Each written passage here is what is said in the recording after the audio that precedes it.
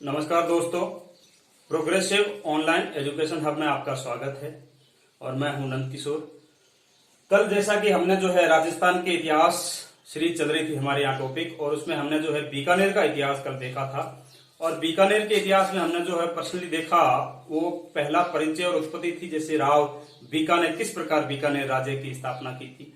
उसके बाद मैंने आपको ब्रीफली थोड़ा सा बताया था कि जो है बीका 1504-5 तक रहता है। उसके बाद उसका एक वंशज होता है या लड़का होता है, शासक बनता है राव नरा। नरा महज 1 साल ही जिंदा रहता है। 13 जनवरी 1505 को नरा की जो है डेथ हो जाती है, मृत्यु हो जाती है, आकस्मिक मृत्यु होती है। तो नरा के बाद जो अगला शासक बनता है बीकानेर का, वो है राव लूणकरण। तो हम आज जो है राव लूणकरण के बारे में पढ़ेंगे। तो देखिए, राजस्थान के इतिहास में हम जो पढ़ रहे हैं वो है आपका बीकानेर रियासत। बीकानेर रियासत। बीकानेर में हम जो है आज शासक पढ़ने वाले हैं। उस शासक का नाम है आपके जो है राव लूणकरण। कौन है दोस्तों? राव लूणकरण। राव लूणकरण जो है, राव लूणकरण जो है 1505 से लेके 1526 तक जो है बीकानेर के शासक होते हैं। बहुत बड़ा राजा था ये। तो हम जो है इसके बारे में देखते हैं कि इसने क्या क्या वहां पे जो है ऐतिहासिक या राजनीतिक और स्थापत्य कला में उसने योगदान दिया, वो हम देखते हैं। तो राव लूणकरण के बारे में आपको ये ध्यान रखना है कि आपको पता होगा कि 1527 के अंदर जो है 1527 में खानवा का युद्ध होता है। कौन सा युद्ध होता है दोस्तों? खानवा का युद्ध। आपको पता होगा खानवा युद्ध जो है 1527 में हुआ, और ये युद्ध जो है बाबर वर्सेज सांगा था। ये युद्ध जो है बाबर वर्सेज राणा सांगा के मध्य लड़ा गया। इस चीज का ध्यान रखना। तो बीकानेर की वजह से, बीकानेर की तरफ से जो है राणा सांगा की सहायता हेतु राव लूणकरण के पुत्र होते हैं, और उनका नाम होता है राव कल्याणमल या कुंवर कल्याणमल। उस समय ये कुंवर थे। तो कुंवर कल्याणमल जो है वो जो है आपके बीकानेर की तरफ से जाते हैं। किसकी सहायता हेतु? सांगा की सहायता हेतु। किसकी सहायता हेतु? सांगा की। कौन जाता है? कुंवर कल्याणमल। बीकानेर की तरफ से खानवा युद्ध में किसने भाग लिया, आपसे पूछे तो आपको पता होना चाहिए कि कुंवर कल्याणमल ने जो है बीकानेर की तरफ से खानवा युद्ध में जो है क्या लिया था? भाग लिया था। अब दोस्तों हम आगे देखते हैं कि राव लूणकरण ने और क्या किया। तो दोस्तों राव लूणकरण ने इधर एक रियासत पड़ती थी बीकानेर के इधर, जैसलमेर। कौन सी पड़ती है? जैसलमेर। जैसलमेर रियासत के शासक थे रावल जैतसी। क्या नाम था? रावल जैतसी। ध्यान रखना, इसको आप उसे लिटिल मत कर लेना। राव जैतसी से जो बीकानेर अगले शासक होंगे, ये रावल जैतसी है। और इस रावल जैतसी को जो है इन्होंने क्या कर दिया था? राव लूणकरण ने पराजित कर दिया था। क्या कर दिया था? पराजित। तो आपको ये ध्यान रखना है कि रावल जैतसी को पराजित किसने किया था? राव लूणकरण ने किया था। किसने किया था? राव लूणकरण ने, जो कहां के शासक थे? जैसलमेर के। इसके अलावा जो है ये बेहद ही दानी शासक थे। आपको पता होगा महाभारत में जो है महान दानी राजा हुए कर्ण। तो वर्तमान में जो है बीकानेर रियासत में एक शासक हुए लूणकरण, जो बेहद ही दानी थे। और कई इतिहासकारों ने, कई राइटर ने जो है इनके बारे में इनकी तुलना उस कर्ण से की है। तो ध्यान रखना, मैं आपको बताता हूं कौन कौन से हैं। एक जो है आपने देखा होगा बिठू सूजा। एक राइटर का नाम है बिठू सूजा। बिठू गोत्र है, 4 नाम है। सूजा जो उसका नाम है, बिठू सूजा। इसने एक ग्रंथ लिखा राव जेतसिरोच्छंद। कौन सा ग्रंथ लिखा? राव जेतसिरोच्छंद। जेतसिरोच्छंद। और इस राव जेतसिरोच्छंद नामक ग्रंथ में जो है बिठू सूजा ने इसकी तुलना कलयुग के कर्ण से की है। किससे की है? कलयुग के कर्ण से। बिठू सूजा ने इसको क्या कहा है? कलयुग का कर्ण। कलयुग का कर्ण। सिर्फ इसकी जो है दानशील प्रवृत्ति के कारण इसको जो है बिठू सूजा ने राव जेतसिरोच्छंद नामक ग्रंथ या किताब में जो है क्या कहा है? कलयुग का कर्ण कहा है। आगे एक इतिहासकार और होते हैं जो उन्होंने जो है इसकी तुलना की है वो की है आपके कर्ण से तुलना की दानशील प्रवृत्ति के कारण। वो की है करमचंद वंशोत कीर्तनम नामक ग्रंथ लिखा था, राय सिंह के दरबारी थे उन्होंने, तो उसके बारे में जो है उनकी कर्ण से तुलना की है।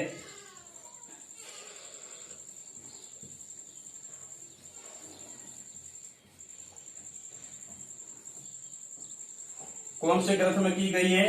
करमचंद वंशोत कीर्तनम।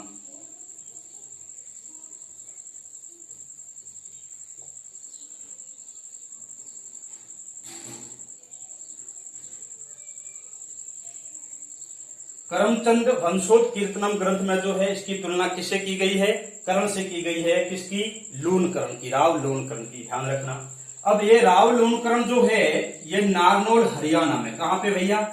नारनौल के शासक होते हैं, नारनौल पड़ता है हरियाणा में, यहाँ के शासक होते हैं अभी मीरा खां। क्या नाम होता है? अभी मीरा खां। इसके विरुद्ध जो है ढोसी के युद्ध में, कौन से युद्ध में?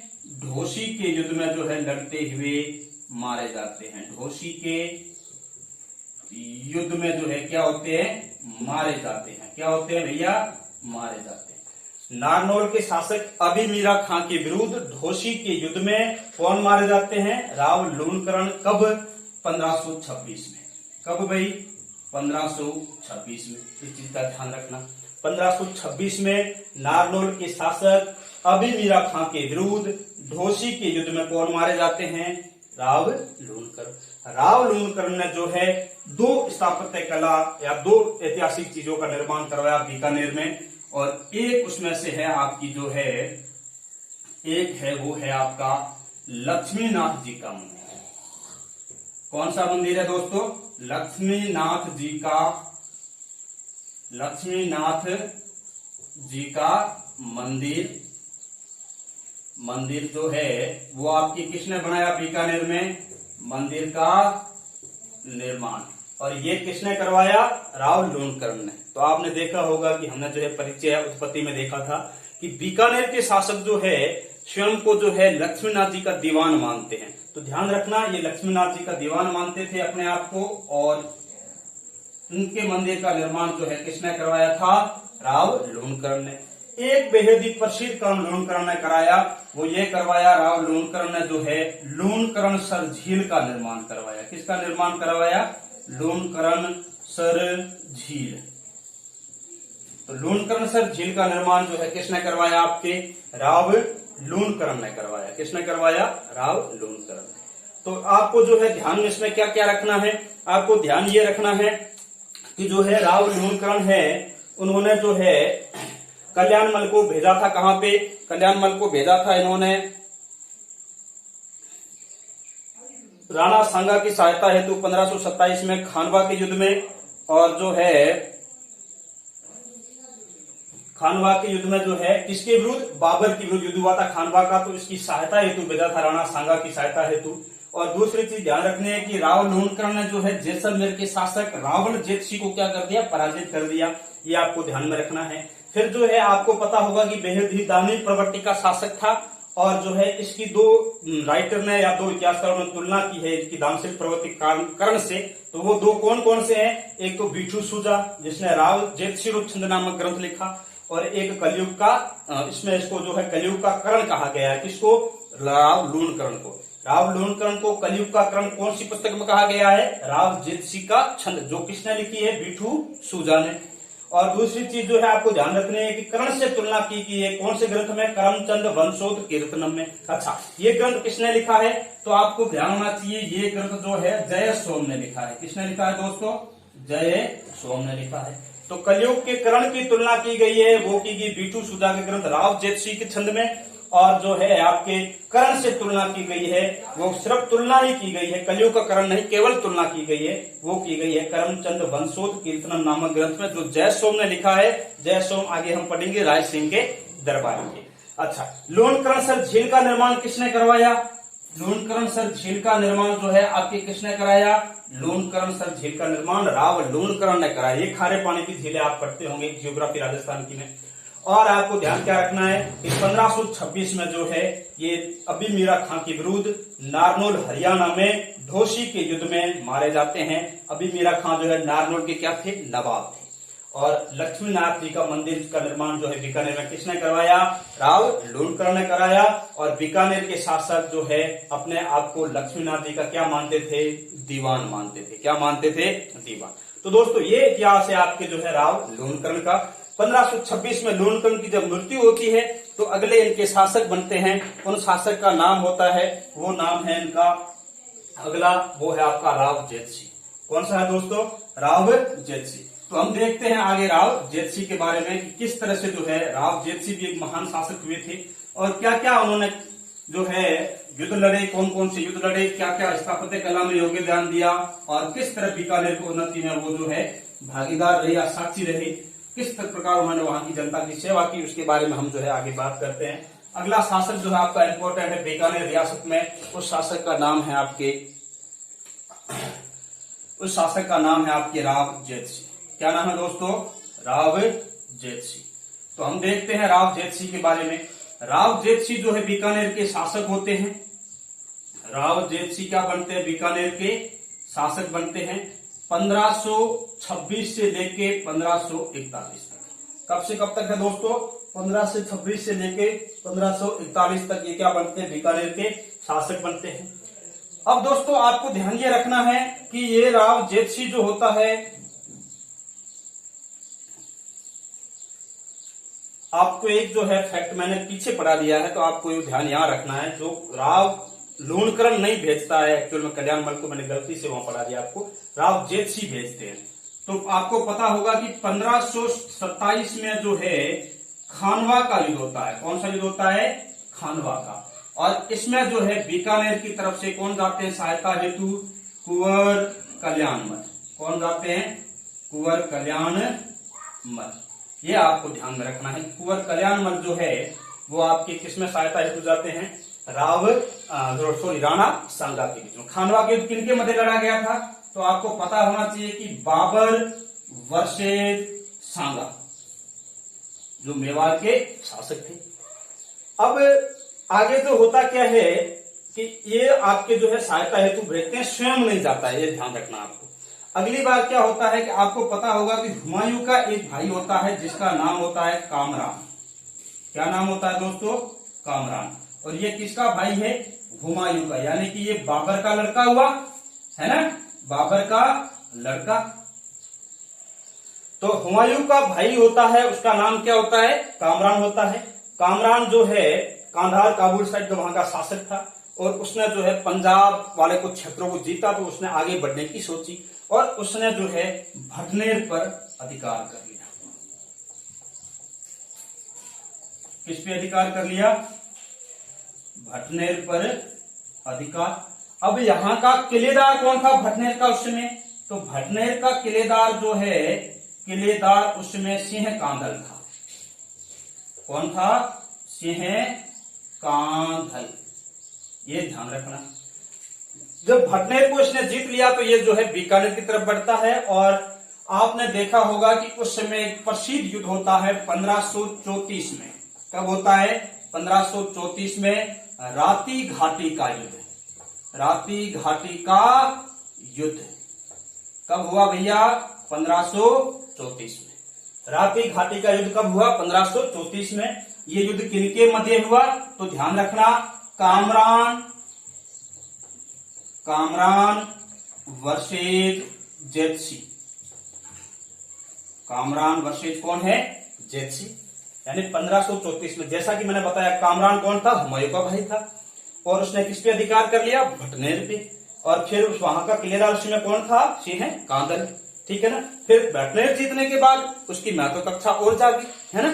तो वो जो है भटनेर जीतने के बाद वहां से आगे बढ़ता है किस तरफ, बीकानेर की तरफ, राव जेतसिंह की तरफ। और बीकानेर पे जो है इसने आक्रमण कर लिया और वो युद्ध कहलाता आपका कौन सा युद्ध, राती घाटी का युद्ध। कौन सा युद्ध है दोस्तों, राती घाटी का युद्ध। अब राती घाटी युद्ध किनके मध्य हुआ आपसे पूछे तो आपको पता होना चाहिए, कामरान वर्सेस राव जेतसिंह। कामरान वर्सेस राव जेतसिंह। कब लड़ा गया, 1534 में। कब लड़ा गया, 1534 में। चलो हम आगे ध्यान देते हैं कि इसमें होता क्या है। तो इस युद्ध में जो है आपके विजय होते हैं वो होते हैं राव जेतसी। राव जेतसी क्या हो गए इस युद्ध में? विजय हो गए। क्या हो गए? विजय। हमें कैसे पता कि ये विजय हुए इस युद्ध में? तो मैंने आपको पीछे एक ग्रंथ बताया कि बीठू सूजा। कौन सा आदमी? बीठू सूजा। इसने कौन सा ग्रंथ लिखा है? इसने बीठू सूजा ने कौन सा ग्रंथ लिखा है? बीठू सूजा। इसने कौन सा ग्रंथ लिखा है? राव जेतसिरोचन। राव जेतसिरोचन। इस ग्रंथ में हमें किसकी जानकारी मिलती है? राति घाटी युद्ध की जानकारी मिलती है। कौन से युद्ध की जानकारी मिलती है? राति घाटी युद्ध की जानकारी। राति घाटी युद्ध की क्या मिलती है? जानकारी मिलती है। कौन से ग्रंथ में? राव जेतसिरोचन में। किसने लिखा? बीठू सूजा ने। किसका दरबारी था? राव जेतसी का दरबारी था। उसने बताया कि राति घाटी के युद्ध में जो है कामरान को शिकस्त दी थी किसने? राव जेतसी ने। ये ध्यान रखना। इस युद्ध का और कहां जिक्र मिलता है?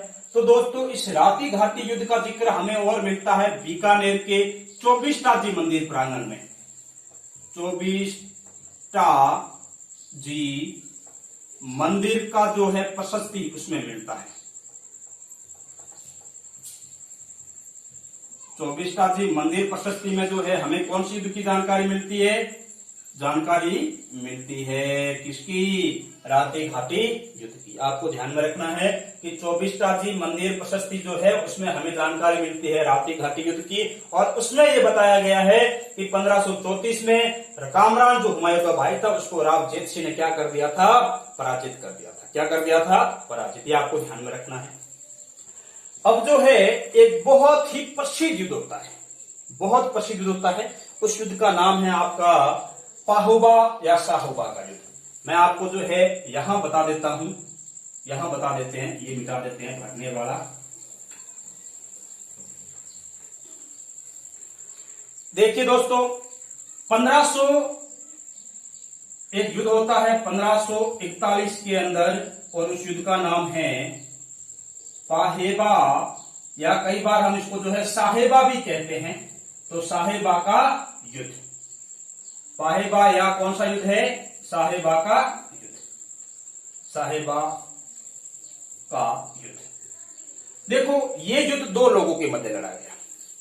दो शासक थे, दोनों ही स्वजातीय बंधु थे, दोनों ही एक ही राजवंश से कहीं ना कहीं उनकी जड़ें निकली हुई थी, लेकिन फिर भी जो है अपने अपने महत्वाकांक्षा के लिए युद्ध लड़ा गया। इसमें जो है होता क्या है कि राव जेतसी के समय जो है जोधपुर में या मारवाड़ में शासक बनते हैं, उनका नाम होता है राव मालदेव।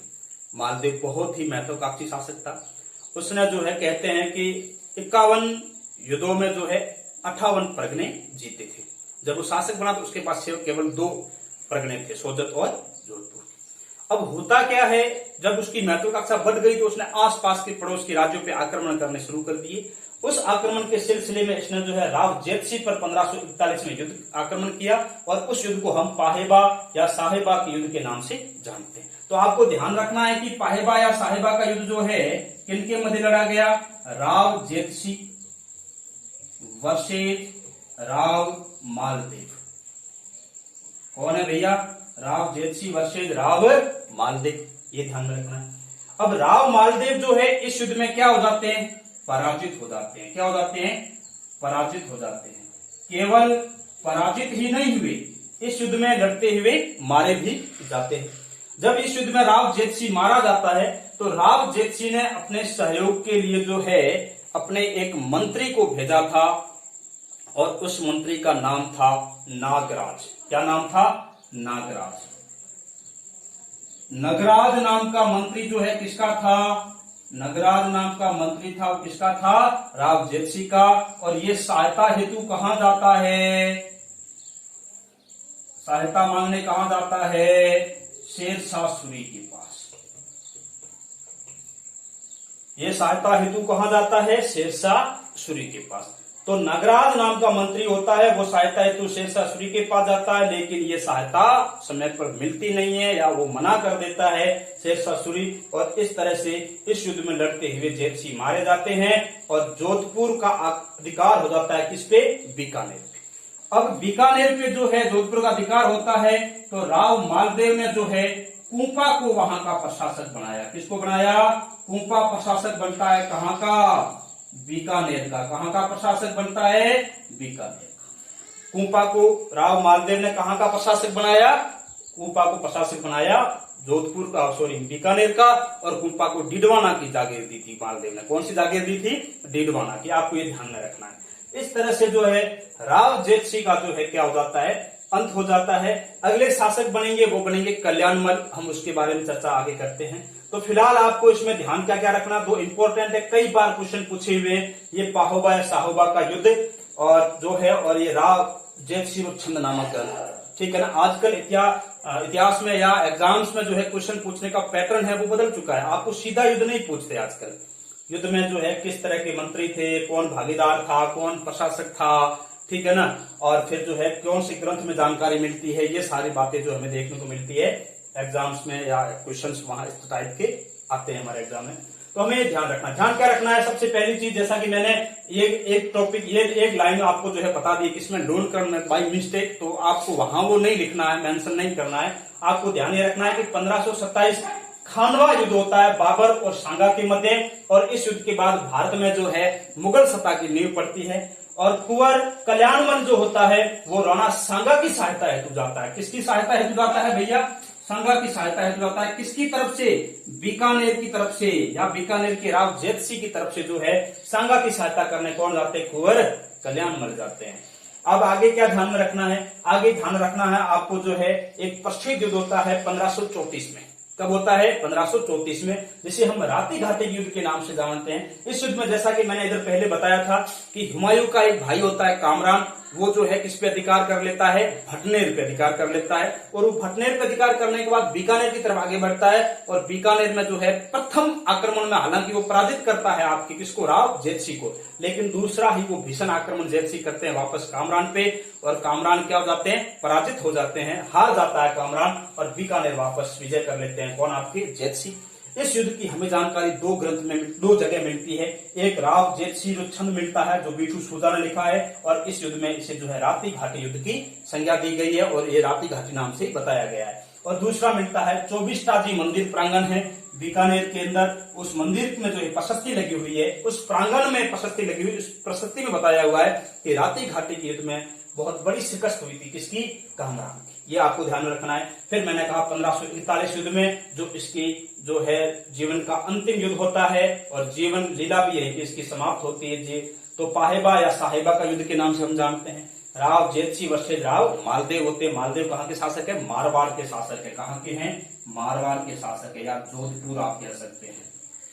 इस चीज का ध्यान रखना। और जेत सिंह आपको पता है बीकानेर का है। इसमें जो है राव जेत सिंह लड़ते हुए मारे जाते हैं, पराजित होते हैं, लेकिन इससे पहले अपने पराजय या भारी पलड़ा देख के मालदेव का, इसने अपने मंत्री नगराज को जो भेजा सहायता है, तो कहाँ पे? शेरशाह सूरी के वहां, लेकिन वो जो है सफल नहीं हो पाया, और राव मालदेव ने बीकानेर को जीत के और कुंपा को उसका क्या बना दिया? प्रशासक बना दिया। तो ये आप विशेष ध्यान रखें। इस लाइन का ध्यान रखना। मैंने लोनक्रम में गलती से आपको पढ़ा दी है, आपको मेंशन वहां नहीं करनी है, वो आपको राव जेत सिंह में मेंशन करनी है। क्लियर? चलो आगे चलते हैं। आगे अगला शासक देखते हैं, वो होता है आपका कल्याणमल। कौन होता है दोस्तों? कल्याणमल। हम देखते हैं कल्याणमल में क्या हुआ था, और आगे बात करते हैं कल्याणमल की। तो बीकानेर का इतिहास जो है, कल्याणमल तक कुछ 2-3 शासक अच्छे हुए, लेकिन आगे बहुत महान शासक आएंगे इसके बाद। राय सिंह। कौन आएंगे? राय सिंह। राय सिंह बहुत ही बढ़िया शासक होते हैं, उनके बारे में पढ़ने लायक भी बहुत बड़ी बातें होती है, लेकिन फिलहाल हम जो है कल्याणमल के बारे में थोड़ा देख लेते हैं 5 मिनट के लिए, फिर आगे देखते हैं क्या होता है। तो जो है अगला शासक होता है आपका राव कल्याणमल। कौन होता है? राव कल्याणमल। तो देखिए ऐसा है, राव कल्याणमल 1541 से लेके 1574 तक ये बीकानेर के शासक होते हैं। राव कल्याणमल जो होता है, जैसा कि मैंने कहा कि ये सांगा की सहायता हेतु जाता है। कहां जाता है? सांगा की सहायता करता है, और वो सहायता करता है आपके कौन से युद्ध में? खानवा युद्ध में। कौन से युद्ध में? खानवा युद्ध में। सांगा की सहायता कौन से युद्ध में की? खानवा युद्ध 1527। कौन से युद्ध में? खानवा युद्ध 1527 में। बस ये आपको यहां ध्यान रखनी है। जबकि ये किसकी तरफ से भेजा गया था? राव जेतसी ने भेजा था इसको। चलो ठीक है। अब क्या होता है आपको पता होगा, जब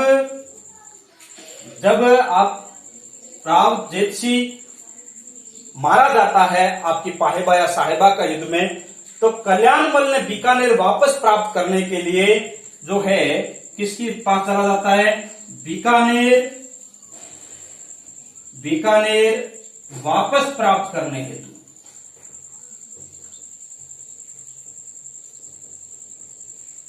हेतु ये सहायता हेतु जाता है शेरशाह सूरी के पास। किसके पास आता है? शेरशाह सूरी के पास। इसके साथ एक और राठौर राजा थे जिनका नाम था बीरमदेव मेड़तिया, जो मेड़ता के शासक थे। उनको भी जो है आपके राव मालदेव ने जो है पराजित कर दिया था, और राव मालदेव उनको पराजित करके उनसे मेड़ता छीन लिया था और इनसे बीकानेर छीन लिया था इनके पिताजी से, या इनसे आप समझ सकते हैं।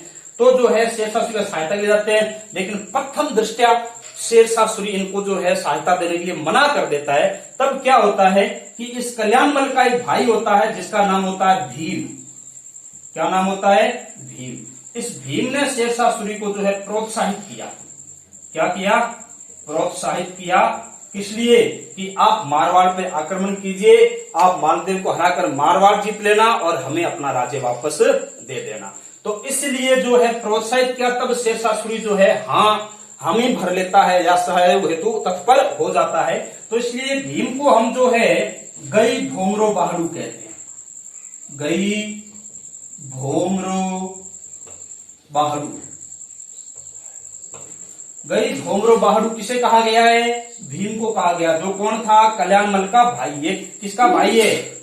कल्याणमल का ये क्या है? ये भाई है।